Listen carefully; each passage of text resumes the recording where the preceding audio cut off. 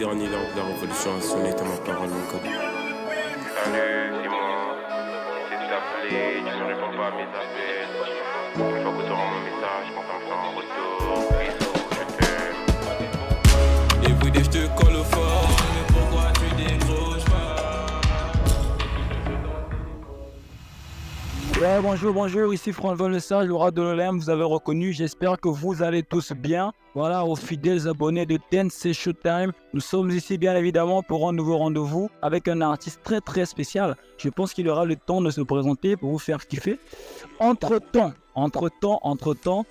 vous avez jugé par rapport aux petites secondes que vous avez écoutées de l'artiste, il s'agit bien évidemment du RT à la muerte.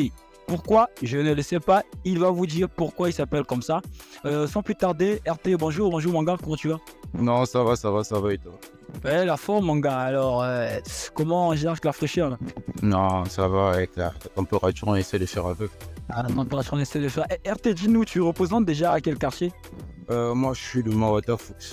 Ah, Mawata Fuchs. Donc, tous mes gars de Mawata Fuchs, pardon, j'espère que vous allez bien. Soyez scotchés jusqu'au bout de l'émission parce que votre gars RT est venu vous représenter ici à TNC Showtime, présentement à Chimamba. Alors RT, dis-nous, pourquoi RT, deux lettres, beaucoup d'artistes aujourd'hui ils choisissent de s'appeler, tu entends DM, tu entends RT, tu entends. Pourquoi RT justement? Bon, de base, déjà, RT pour moi, c'est les diminutifs de mon nom et mon prénom. J'ai pas voulu trop compliquer. J'ai fait le R de la première lettre de mon prénom et le T pour la première lettre de mon nom, qui fait RT en fait. Ah, d'accord. Donc, en gros, ce sont juste tes initiales, RT. Et d'accord, RT, je l'ai dit, on a écouté. Ils ont écouté un bon son et tout, selon leurs appréhensions. Mais tu vois, les artistes, je l'ai dit dernièrement avec le Ramso Yakuza, les artistes se cachent toujours derrière le studio, autotune, voilà, clip et tout ça, mix et tout. Est-ce que tu peux faire un petit freestyle à vive voix, histoire de nous mettre totalement dans le bain, RT? Bah, bien sûr. En tout cas, et pour présenter, pour bien commencer, en tout cas, ça va permettre de me chauffer aussi directement, quoi. D'accord. Ok, ça fait. Hey, le R, le T chez mon blaze à la mort, et j'ai toujours la classe sur riposte. Je m'impose, la prod de la sirote encore et encore, la quicheta dans le sac, je suis le big boss. Je mouillais le maillot pour atteindre le sommet, mais qui ose. Je n'ai pas de limite dans le game, je suis phénoménal. Dès qu'on va faire le ménage, je n'ai pas peur de tes menaces, tes billets, moi j'en veux en masse.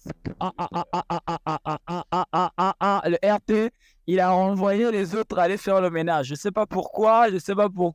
Si c'est concurrents, ce sont les femmes qui sont à la cuisine ou bien les rappeurs qui vont mettre des torpètes aujourd'hui là. J'espère que ça va bien se passer pour vous. On a tous ici des petits couplets qu'on a eu à gratter une fois dans nos chambres. Mais personne, c'est pas tout le monde qui a pris ça à cœur pour aujourd'hui s'affirmer en tant que rappeur. Donc j'aimerais savoir, RT, quelles sont les raisons, les motivations qui t'ont poussé aujourd'hui à t'affirmer en tant qu'artiste rappeur congolais? De base, moi déjà, j'ai été bien entouré et la musique, c'est déjà un truc que j'ai déjà aimé faire et j'ai toujours voulu le faire. Ça a été juste un déclic au fait. Moi de base, j'étais plus dans le foot. J'étais plus dans le foot et tout, chercher un peu à essayer un peu au-delà, de trouver un peu l'opportunité. Mais j'ai vu avec la musique, vu que j'avais des boucs en moi qui étaient là, qui étaient déjà à fond dans le game. C'était là et tout. Ils m'ont un peu donné une motivation en fait à me lancer aussi dans la musique en fait. Tu vois, c'est un truc. Bon, c'est arrivé comme ça, je peux dire c'est arrivé comme ça, c'est juste un déclic qui est arrivé. Je me suis dit, bon, du jour au lendemain, je me lance pour voir un peu ce que ça va donner. Bon, donc, je peux dire déjà concernant la musique dans le bel aussi, tu vois un peu comme tu l'as dit, il y a de ces gens, quand tu les écoutes là, le gars, il fait du rap. Pour eux, dans la tête, c'est automatiquement, on voit directement la délinquance. Mais tandis que le rap, c'est pas forcément tous ceux qui font le rap, qui sont des délinquants. La dot, ça leur permet de s'exprimer au fait. De sortir un peu leur colère, leur joie et tout, tu vois un peu quoi. C'est un peu ça. Non, RT, en tout cas, je vois le rap pour toi, comme tu l'as dit, c'est ton déclic. Et aujourd'hui, quand on parle de RT, on parle inéluctablement de la True Boss Family parce que logiquement, quand on voit RT, on voit le frérot Dark Valley, on voit la True Boss Family. Est-ce que tu peux m'expliquer un peu comment ça se passe, la True Boss Family, en quelques mots? Ouais, la True Boys Family, déjà, comme on le dit, c'est la famille des vrais boys, des vrais garçons en fait. Et dans la True Boys, nous sommes, on compte un staff, on compte les artistes, nous sommes nombreux. Il n'y a pas juste Dark Valley. Il y a Winner, la Terror X, il y a Warren Ideko, il y a Keyboy, il y a aussi le staff technique, tu vois. En tout cas, ceux qui mettent les mains dans la pâte aussi, je passe aussi un big salam à Harouna Guégué, celui qui est notre président. Tu vois un peu. Il y a toute une famille, c'est toute une entreprise, quoi, tu vois. Donc, si je comprends bien, la Trouble Family, vous avez chacun des carrières solo. Mais voilà, vous êtes un collectif d'artistes et vous vous soutenez mutuellement, si je peux comprendre. Ouais, c'est ça, au fait. De base, c'est ça. Nous sommes là, on se soutient, on apporte le surplus, au fait. Et nous avons des carrières solo, comme nous avons des collectifs de groupes, au fait. Ah, d'accord. Actuellement, tu vois, il y a un débat qui devient très, très, très capital. Et je pense même que ça divise les opinions parce que il y en a qui se trouvent entre deux chaises, tu vois. C'est des potes ici, c'est des potes là.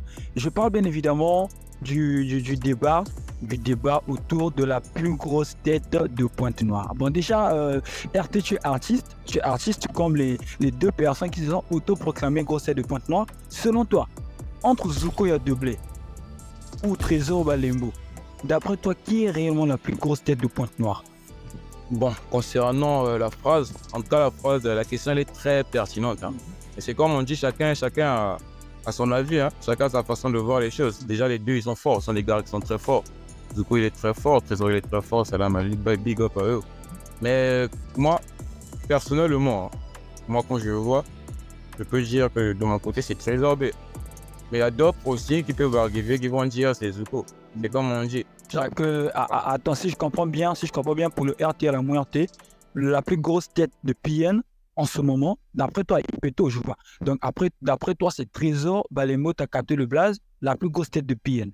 D'accord, donc actuellement, tu vas dire artistiquement parlant, musicalement parlant, Trésor B, je ne parle pas de succès parce que tu vois, souvent on confond le buzz et le talent.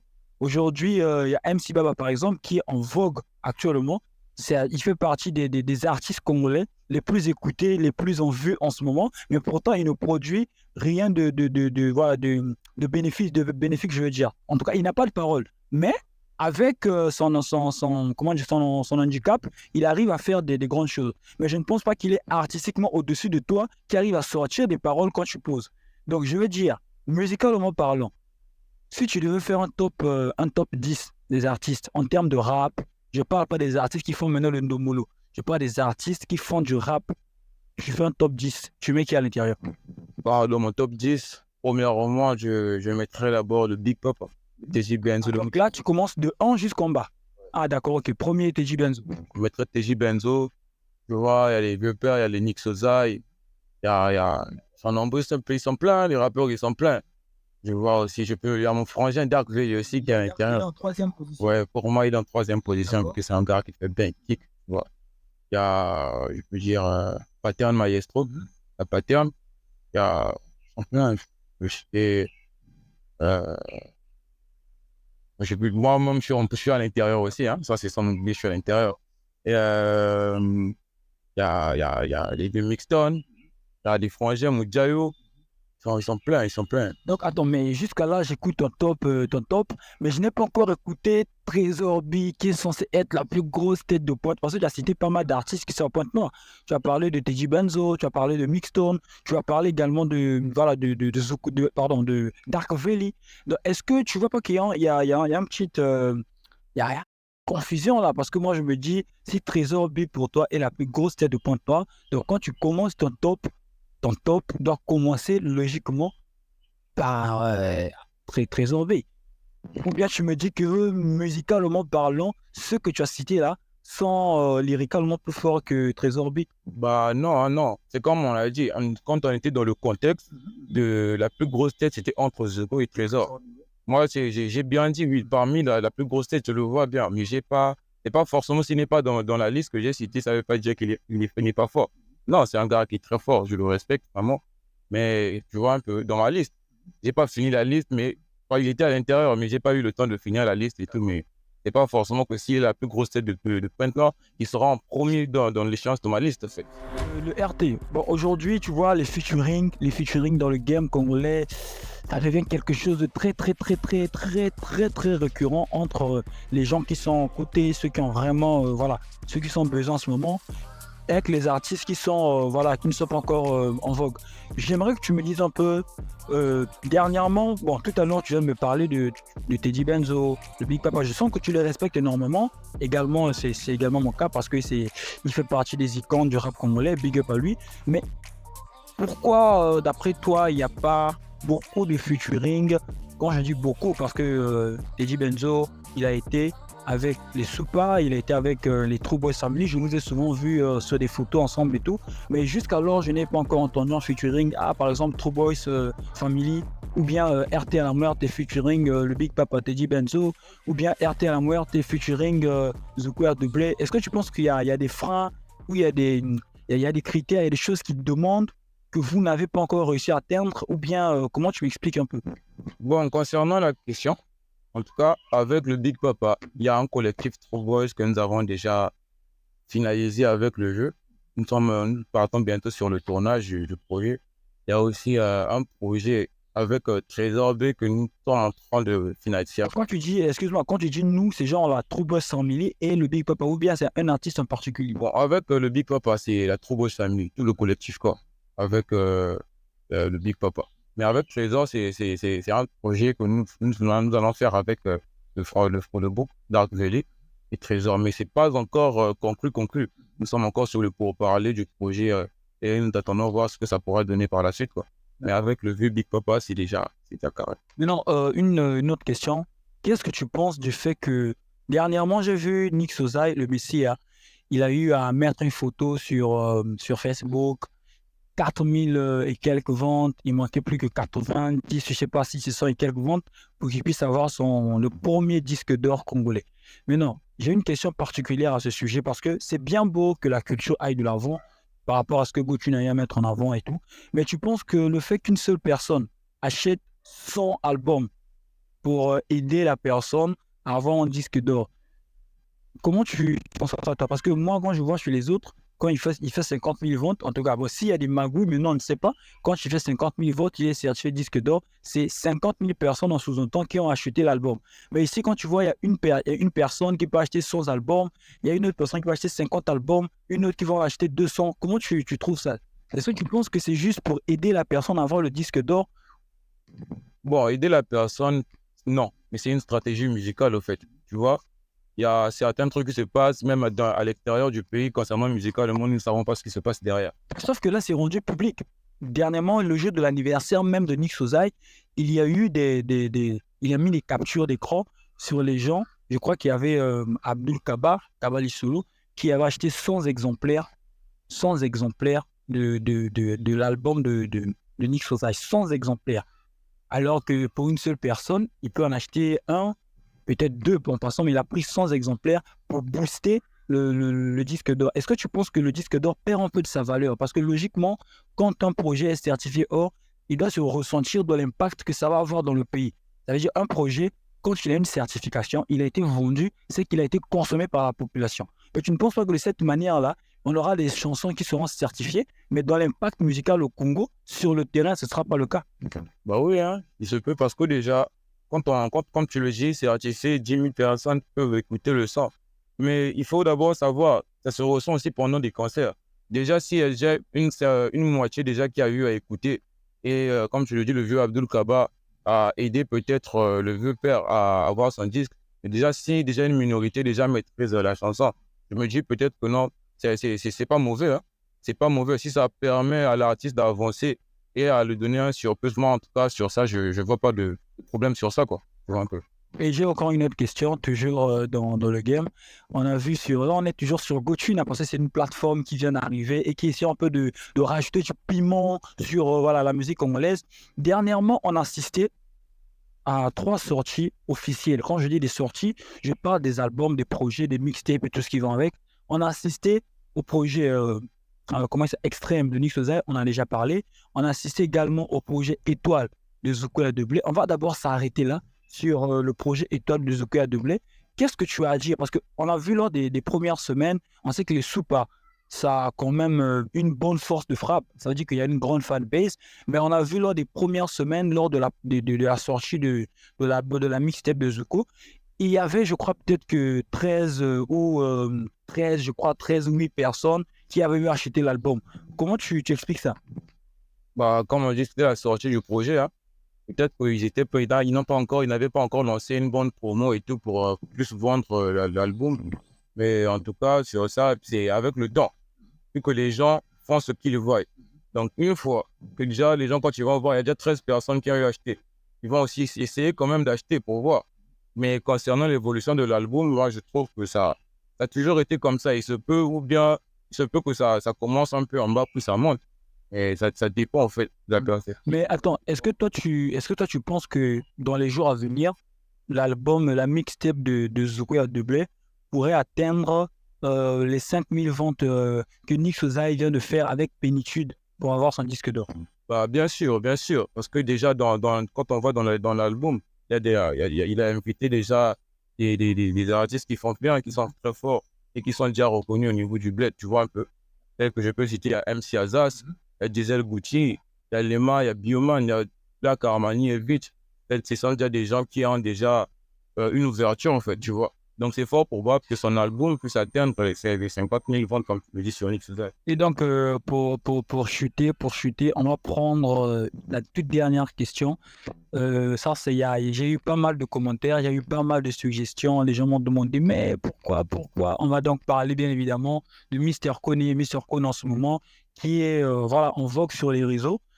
Il avait dit, avant la sortie de son album, je cite, si l'album Détermination ne marche pas, je vais tuer ma mère.